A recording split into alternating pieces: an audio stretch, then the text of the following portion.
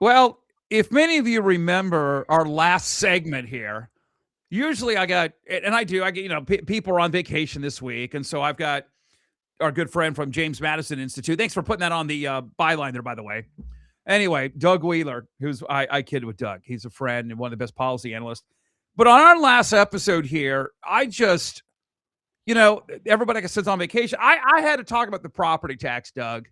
You've read this. I'm one of these where they used to teach us in economic courses, finance, business. You don't need to learn the logistics. You just got to learn the concepts.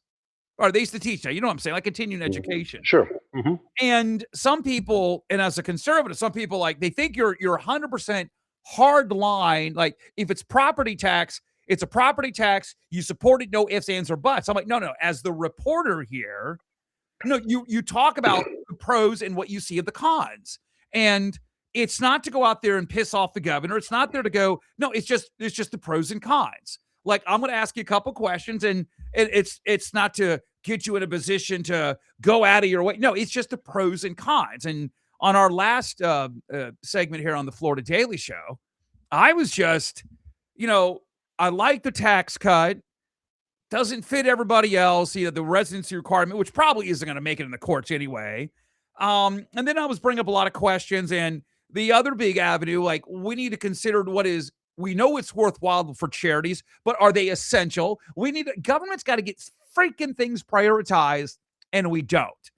And this is the reason why I said this before, Doug Wheeler, that I was so pumped but yet not surprised last year when we were told it was the summer of tour. We were going to take this show on the road for 4 months to sit back and travel up the state from Pensacola to the Key West to have this debate. And everybody had a view. Everybody had an opinion about the property tax debate. We didn't have any except for one. And you had to go to Tallahassee. Ever since then, it's been, okay, whatever.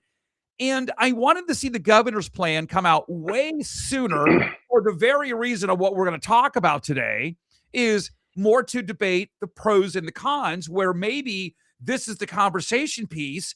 And then a couple months later, they take like your advice, Doug Wheeler, and those at the James Madison Institute to fine tune it. And that is where one of the areas, again, I'm not trying to put you in a position to differ. I wanted to see the governor's plan to come out much sooner. But is the argument there where maybe you'll say, hey, Ed, I totally agree with you, but there's still time to educate everybody on all of this? What is it, Doug? Yeah, look, I think I'm like you. I'm not trying to, if anything that I'm critical of relative to what was the governor's plan, and I think I'm on record as having expressed some concerns and having questions when he did finally release the plan. And I think, along with you and a lot of the folks, I think we would have liked to have seen that plan earlier than we did. But I think we might be starting to see that a lot of that, your tour and we're starting to see that maybe they knew early on that they were not in agreement on the way to get this done. Okay. Maybe that critical school funding aspect may have been, a real divider that they weren't just able to get through. So I agree with you on all that. But I also want to make sure that people understand that as we're critical and as we still have questions, right? It's no surprise. We had a proposal we felt was the way to go. They didn't go that way. That's fine. There's still a lot of good in this, right? I mean, I think at the end of the day, if you're measuring, the governor perhaps, and he's as good as his own critic, he wanted to eliminate it. Well, this doesn't eliminate, but it eliminates a lot of tax liability for a lot of homeowners in Florida. And so I think, there's the old cliche about letting, perfect be the enemy to good. There's a lot of good in this. It does provide a lot of relief for a lot of property owners. I would have liked to have seen maybe some tighter controls and some things relative to the small counties. And there might be some opportunities. The governor has hinted, I think even the legislature in the amendment hints that there are going to be opportunities in the future to build upon this. And so I think from a first step, hopefully, that's kind of how we're viewing that this is maybe a first step towards maybe a broader effort to A, do property tax relief, and B, rein in local government spending. So let's rapid fire a lot of this because I want to go through a lot here, which I'll get done in I'm not going to bore people. Was it a verbal conversation or was it something that the governor wanted? I just want to remind everybody, was the 250, the governor wanted to go up to 500,000, right? Mhm. Now, was that over how many years? Well, he didn't get to that. I don't think he had No, gotten it's that not. far yet. Hold on. Follow me. I know what he got. I know what he didn't get. Follow me. The Yeah. original idea of the governor was it 500,000. I'm just saying, which I had no problem with, but over how many years? What was Yeah, the conversation? I don't recall. I think it was fairly soon. I think it was a Okay. quick Why? escalate because I think he went 250, 500, not 150, 250. What was the reason why the Republicans? I mean, it's still a good plan, but it was watered down. Why did they? Why did they water it down? What have we heard? Well, I guess would be that look, they tend to be, particularly the House, a little more moderated, particularly under this speaker. I don't know whether there were real personal politics that affected that, but Ed, we've talked about this. A lot of legislators are former local government officials, so they've been through this, they've experienced this, and they know.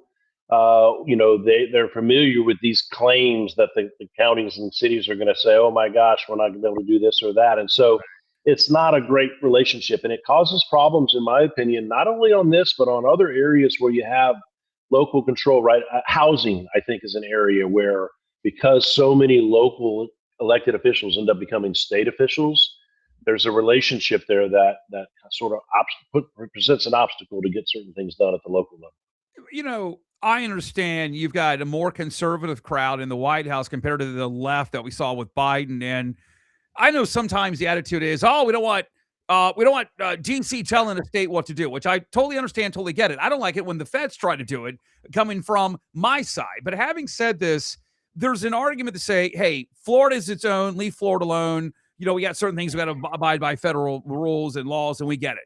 Follow me now. The state has their own, and then local communities have their own. Do you think that the argument, and I think it's worth having, but does the argument come from the opposition to this, which can be credible? Does the argument say, hey, we're not necessarily, you're technically wrong on some of this stuff, Doug, but we're local autonomy here. We don't think Tallahassee should be telling Jacksonville or Orlando, as bad as things can be, and they're run by Democrats, we don't think that they should be telling us what land use regulation, environmental zoning laws, and what to do, because Tallahassee, really for the most part, except for the school portion, doesn't have anything to do with the property tax. This is something left to us. Is the argument from state versus local control, I think it's worth having, or is it, hey, we just don't care anymore. We want our property tax, and when do we want it? We want it now. Yeah, look, I think that's always a muddy line. We walk that quite a bit. We're stringently supportive of federalism when it comes to states' rights and the federal government, and I think there is certainly a role as that trickles from state to local. But there's a point, right? And I think there's sometimes it's very common sense. Gun regulations. We're not going to let 67 counties decide who can carry a gun in their county when you can't go from one county to the next. That's going to be a state law that directs that, right? So there's a time and a place for everything. And so I think, look, the state, none of this discussion, you can't have this in a vacuum, right? The state is focused on growing the state, right? We want to bring in new businesses and new people and new residences. And so in order to do that, investments are made, okay? Well, there's a trade-off because a lot of those investments are made at the local level, whether that comes through infrastructure, economic development, whatever it may be, okay? So I'm not so sure that on the one hand, the counties get to say, oh, no, local control, and we're going to build rules that are obstacles to real addressing housing affordability issues, while the state is pumping money in to bring new businesses and new people to the state every single day. And now at the local level, that's where the obstacle is going to happen. So I don't think I get it, local control, but to a point, because on the one hand, oh, well, you're not going to tell us what to do, but oh, we'll take all your money that you're bringing down for us on all these other things. So it's a balance, and it's a tricky balance. I will give you that. I totally get with you on the gun analysis. A little different since that's state. And that's already been done by state law. This isn't a constitution. I mean, well, I guess you could say it could become a state law being part of the Florida ballot process. But these are something, again, the argument's going to be, hey, a local municipality raises taxes, not Tallahassee. This is a local control. But that even goes to another conversation. Is I as a conservative, I can complain about Democrats. Democrats don't run anything in this state. I complain more about my side, and everybody thinks that all of these anti-tax or these against the property tax provision. There's a lot of Republicans that are against it as well. They're just not as vocal. But a lot of the growth we've seen has happened under red and blue counties, and I think what has happened is that if we went to control what was going on locally, we probably wouldn't be having a lot of this garbage of our taxes going up if we address this more. And I wonder, like I love having some of the national guys on my radio show going, okay, if this gets like a Tea Party revolt, like, hey, doing something with taxes, does it go any further? And 90% of the time is, okay, the property tax thing gets squashed, but we got all these, 2,100 special districts. I mean, we still got the school side looking to jack up our property taxes. I wonder where this goes with all of this. I'd love to see more of I don't want to use the word smart growth, but I like to see more of a, hey, if you're going to raise my taxes, at least give me a viable answer here. I mean, it's so much to digest with this conversation revolving around taxes and special taxing districts. As I said, I still got inland authorities, soil and conservation. I mean, what's going to prevent these people from raising taxes? Yeah, no, because a lot of them are going to not be, they're going to be seeking other avenues. Let me back up a little bit, because back to this local and state, the state is not doing this, right? The state has put an idea forth for the voters to consider. Okay, so there's a real difference there when you talk about your local control. The state's not mandating this. This isn't a bill the state has passed that locals must comply with. This is no different. Ed, you and I could have. You joked about it. You and I could have started a PAC. This could be a citizens initiative. You and I could have done this through petition initiative and gotten this qualified for the ballot.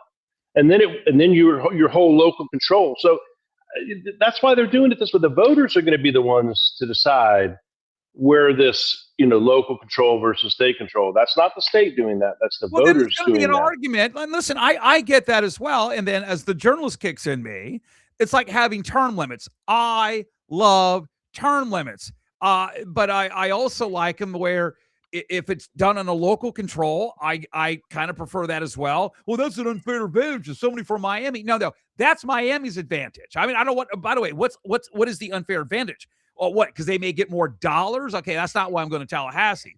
What I'm saying is that there comes down the path of another argument that says, Doug, you may be right, but then again, why should somebody in one county have the final say for their back pocket that may impede on my other county? That's a viable debate.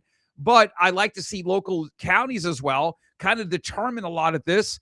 And I think there's so much there that, again, we want a property tax. I think it will pass in some measures. I think it could be some opposition as well. I think there's some good things. I think there's some things that I wish we would have addressed even more that needs to be addressed. But I just wonder if this whole local control, which I'm fascinated and always enjoy having, do we always say, well, if the Democrats were in charge, we don't want the state telling us, but the Republicans in charge, we can usurp some of the local control. Yeah, look, there's no doubt it's a fluid relationship.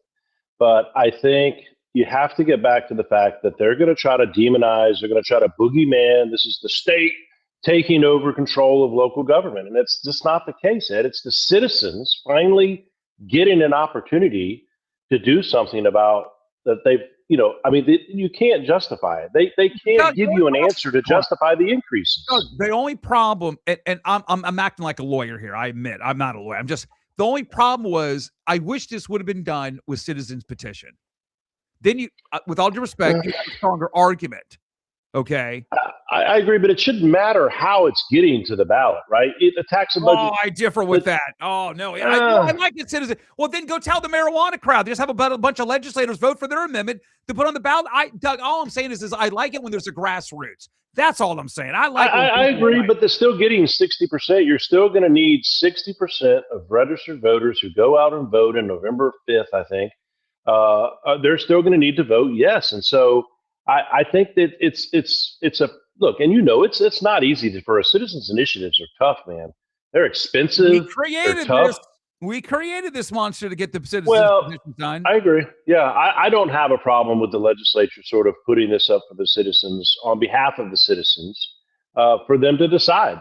I think I would maybe feel more your way if this was done through some sort of legislative or statutory effort. You might could make that if that were done through the levy cap process. It could be done statutorily, but at the end of the day, this is going to be the citizens telling local governments we are frustrated and we are tired. And look, at the end of the day, this is all in local governments because it's not like we just started this conversation yesterday.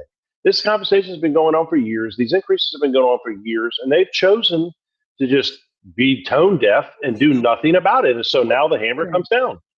What do you think as they say, flatten the curve? When's things going to move in the right way? Tell me, let's talk about that hurricane. I always bring this analysis up when I ask a lot of people like you and guests that come on my radio show and on this as well.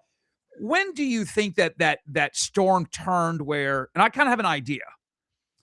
Like I always ask people, give me an era, like not an era, like a 10-year. Give me like a timeline, like over a couple of years. Like when did the Democratic Party become so far left? When did the Republicans become more moderate on spending? Like to me, I think it was after the Clinton days, they really moved to the left with the war in Iran and then with Obama. And I mean, it's just, and like, for example, the Tea Party, people got sick of a lot of things after Bush and then with Obama, and they got back Obama and they went further down the road and elected Trump. I always like that timeline, but I wonder, when do you think that this really picked up? And I wonder if because the property insurance, I'm just telling you, I talked to a lot of people. They don't think it's coming down when you look at their back pocket, but is what it is.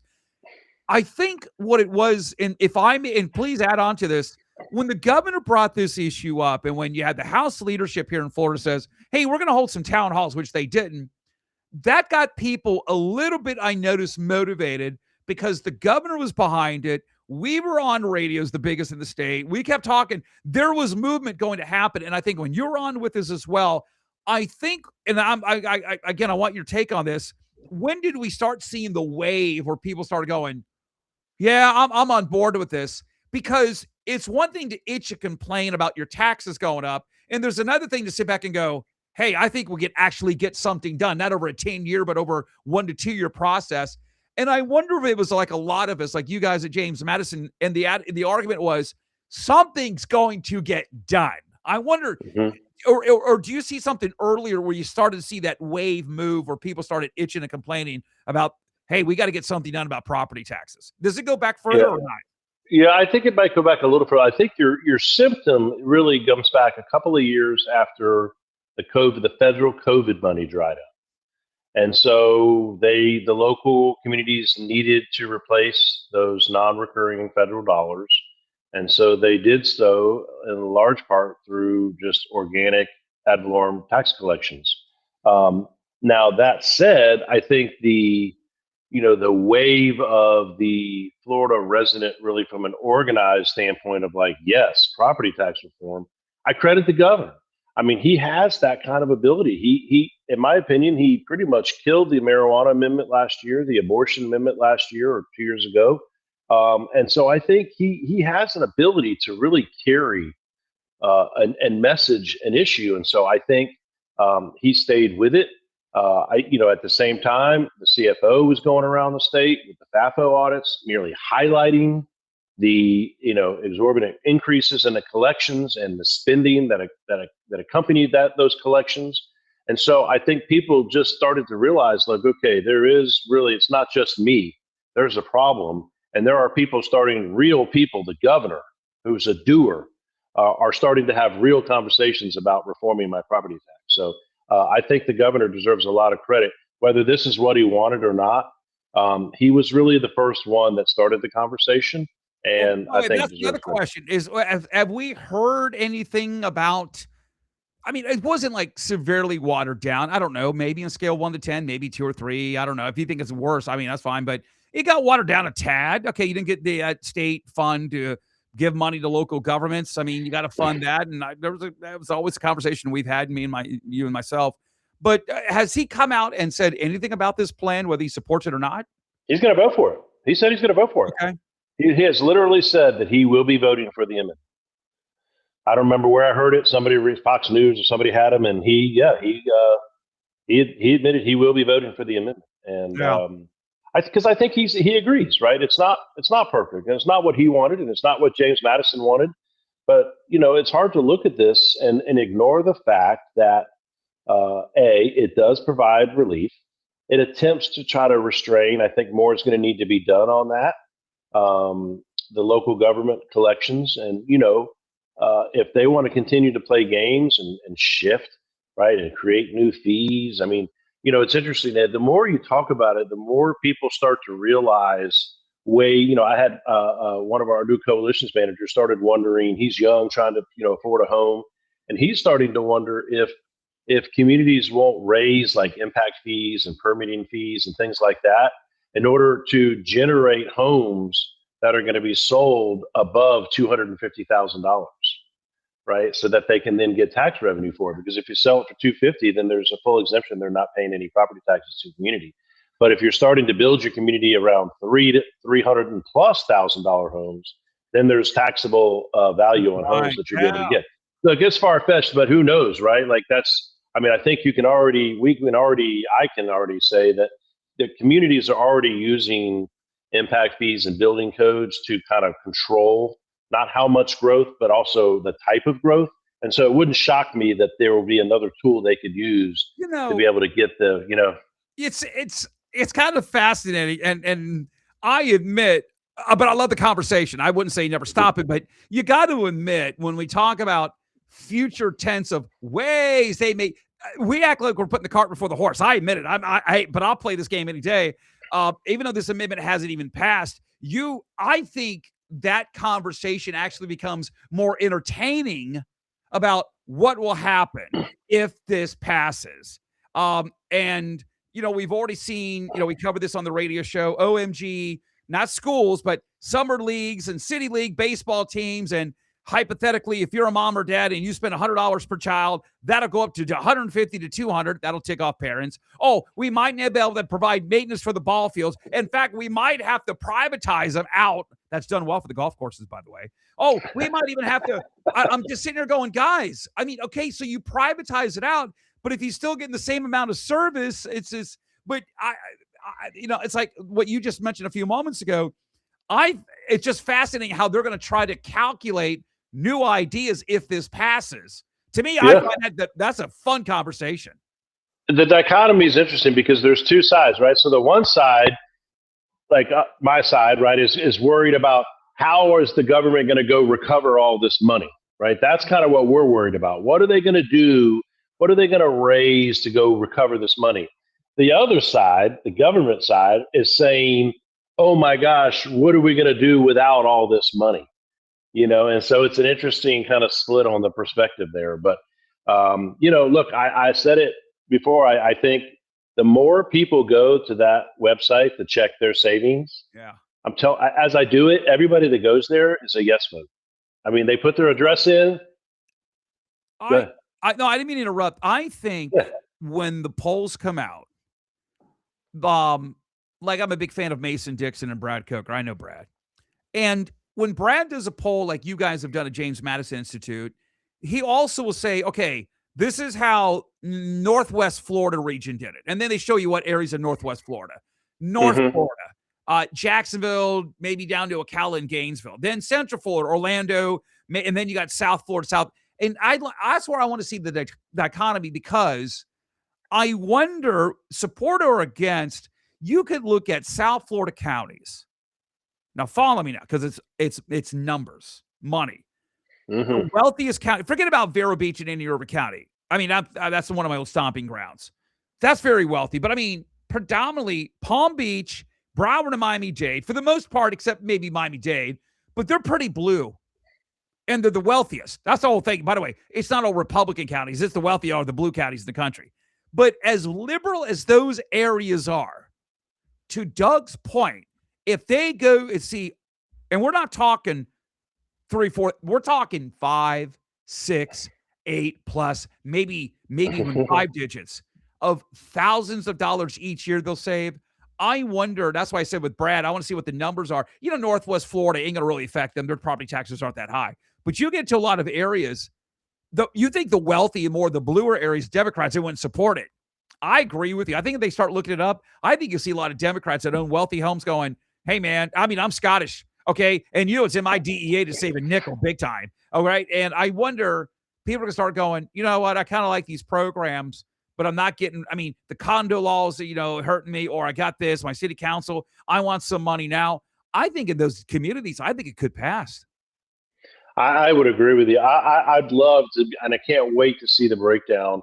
Of the voting in a county like Palm Beach County, right? Because you've also got a lot of new money coming in there. So it'll be interesting to see, right? There's a political background or political demographic of that, but the money side of it. So Palm Beach County, I think, is going to be a What do great. you mean a lot of new money coming in? I know Miami-Dade does. Well, no, I think you got a lot of money moving into Palm Beach County, man. A lot of people moving, like corporate, a lot of millionaires are moving down there. I mean, Wait, the one in there living already? I mean, oh my word. well, they were, but I'm telling you what, man, it is Palm Beach County. I mean, they are like kind of becoming, I don't want to say the next Wall Street, but a lot of Wait, Miami. financial services. All right. Yeah, I would yeah, never think yeah. that about Palm Beach County. I knew Miami and other areas down there, the Wall Street of the South is what's been called. I never thought about Palm Beach County. Interesting. Yeah, no, there is a lot of money moving into Palm Beach County. These folks will, sell their house in New York and then move down. But no, it's going to be interesting to see. We're going into the poll. We're going into the field with the poll in a couple of weeks. We'll have some results back. We can come back and talk more about that, and we'll have some of that geographic breakdown so we can look at some trends. Another point, if I may counter my point, you may also find more rural areas of poorer counties where, and I'm not saying that. Well, I take that back. Maybe I'm saying, let's say that you got some of these poor areas going, dadgummit, my median housing is not worth more than $250. If I can get no property tax, you may see a lot in these poorer communities. I mean, I'm sitting there going, well, they're not paying that much in property taxes. But then again, with the way the economy's been, they may want to sit and say, hey, I want more money in my back pocket. They may support it as well. Do you know how many mobile homes there are in the state of Florida? I mean, and how many of those are worth more than $250,000? So those people are basically going to be tax free. I mean, so I just think the more people look at it, if they get caught up in the rhetoric coming out on the scare tactics, I think that will have an impact. I think that will scare some people off. But I kind of agree with you. I don't know that this comes down to a blue-red issue. I think this comes down to a green issue. Right. And I think at the end of the bluer counties, what I'm saying is I could see them vote in favor of this. Yeah, I agree. Yeah, I don't think people are going to. I just don't look at this as political. This is a financial issue right now, and people, there's a lot of people struggling right now. So you start talking about putting $3, $4, $6, $8,000 into your pocket every year. That's going to get the attention of a lot of people. And then the other thing I've said, what's the selling point? We're not talking like over 5-10 years. We're talking like a year to 2 years.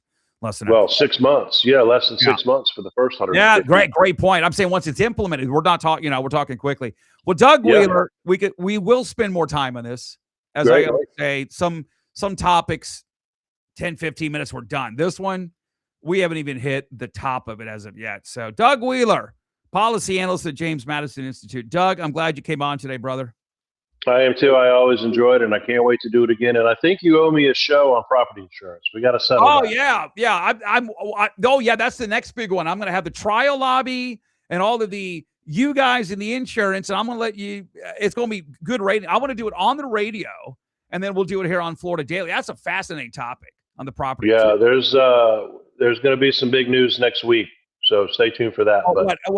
Another company's going to announce they may lower your rates. I like to see about 20 more companies moving to the States. That'll get your rates lower. No, it's not on property. Well, it's not really on property insurance directly, but it's a new report that I'm going to be coming out with. Yeah, we'll talk. All right. You're going to like it.